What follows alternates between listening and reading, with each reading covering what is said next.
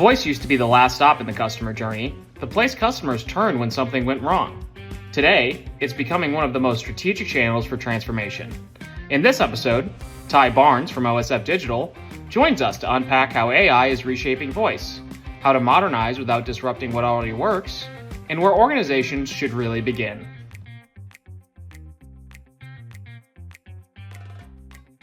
So, Tye, I'm so excited to have you on the show today. It's strange to think that we're so far removed from Dreamforce, where Agentforce hit the stage, and it's amazing how far we've really come. And I think one of the big horizons we're seeing now is voice. It's what our customers are really, really interested in and are coming to us with questions for. So I thought no one better to answer those questions than you, because you're really on the tip of the spear of where this technology is going. So I'm really excited to have this conversation today. And a lot of this conversation centers around, true modernization, right? And a lot of companies don't know exactly where to start. So when companies are looking at modernizing a voice strategy, what is that single first most important step? Yeah, I think as a first step, voice on its own is a very emotive channel in, a digital channel strategy. So where it's, typically reserved for complaints and, customers got a problem, looking for chasing their order. So I would say with that, it needs to be aligned to mapping the customer journey. So what's the bumpiness like of the customer journey when interacting with a customer? How frustrated are they being made by the technology itself, whether it's being on hold or selecting or speaking and looking for a playback? That having a sort of a customer experience map of what that's like and trying to affect that is where things should start. So, and I'm about to ask you a very pie in the sky consulting firm question, but before committing to a big transformation, right, like in implementing voice, what is the simplest diagnostic a company can run to understand whether its current voice setup is holding them back? Yeah, so typically contact centers and companies measure by things like average speed of answer, their call volume. They're measuring on that, but actually, I think they should analyze why is that. What are their customers calling them for? What's the reason for contact, and then what are they doing to actually resolve that? And it's the gap between those two and understanding that helps companies advance more and move forward. So when a CIO or a service leader or an operations leader, right, first consider Service Cloud Voice or Agentforce, what is the first conversation that they should be having with an organization? Yeah, that's the same for me for any project that you're doing.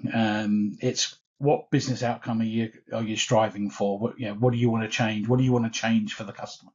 So nothing to do with the technology, more to do what business outcome you want to affect. And this might fall in the same line, but what is a common early mistake that organizations are making when they plan out a voice transformation, and what can they do to avoid that? Yeah, it's focusing too much on the technology and not on those outcomes and how to measure those outcomes. So contact centers often mask a lot of deeper issues. So what signals indicate that it's time to rethink maybe an underlying voice architecture and not just optimize the current process that they have? Yeah, common things like FCR, so first contact resolution, if that's plateauing or declining, going down. So it's that's the measure of were the contact center able to solve the problem for the customer, on the first call, at their first go. And if you're not able to do that, generally something's going wrong. So it's getting more difficult and needing more escalation within the company to resolve a problem. Other indicators are, you made investments in AI, but it's not helping. It's not making you more productive. Those would be the two key things. So getting a little bit more into the kind of the technology side of this, how does Service Cloud Voice change the underlying architecture to make that AI reliable and really operational at scale? Yeah. For me, it's about combining then voice with the data that you have, either that data within your company or within your CRM. So being able to take an actionable insight with that data. So whether that's helping you know the customer better, act with more personalization, or because you know that customer and you've identified that need of why they're contacting you, you've got some form of knowledge that you can render over that channel and answer the question. So a lot of organizations are looking at their telephony stack like kind of a sunk cost, right? They're heavily invested in their current stack. So what is the right starting point when looking at agent force voice, and moving toward AI without majorly disrupting what they currently have going on in their organizations? Yeah, for me, it's about sort of layering AI on top of what already works. So you've got your routing and your infrastructure in place. So having things like real-time transcription and the summary from that is helping the agent getting more productive.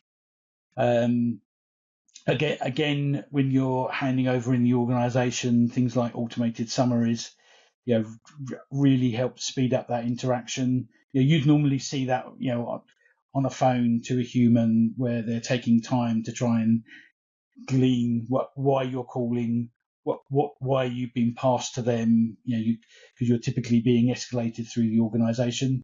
So AI can really help with that because the transcription's there, an instant summary of why that customer is calling is there, and you can utilize that then to provide a better answer to the customer. Organizations that are really hesitant about AI as a voice channel, right? What do you think is the least risky entry point to determine where they can begin experience? I think anywhere where they can assist the human agent. So starting things like knowledge, next best action, and any form of automation at all you're bringing into the journey, get that right with your human agent, and then you can move that on to your AI agents.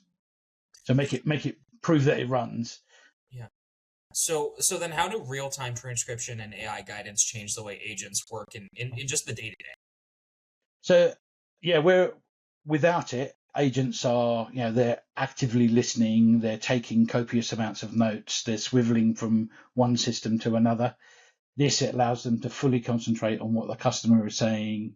They're getting prompted. The transcription is automatically being recorded, and as it reaches further, the contact reason and the resolution can all be driven by the AI as well.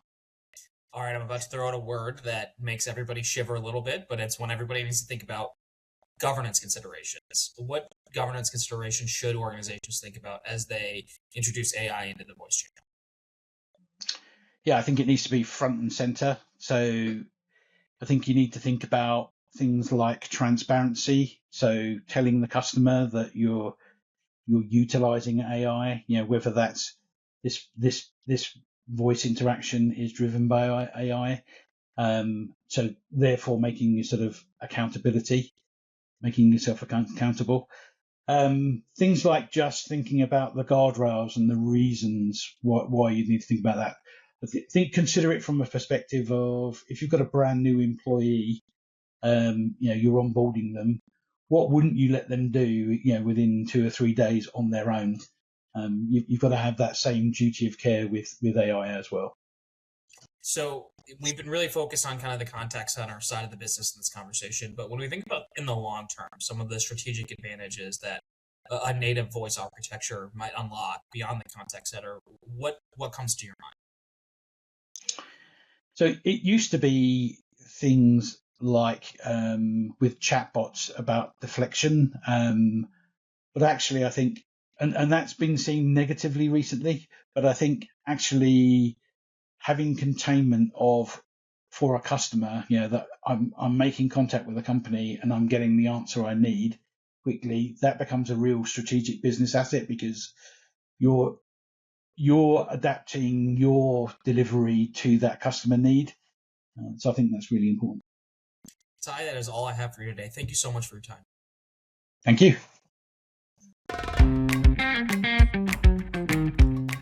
Thanks for listening to Let's Talk Business Transformation by OSF Digital.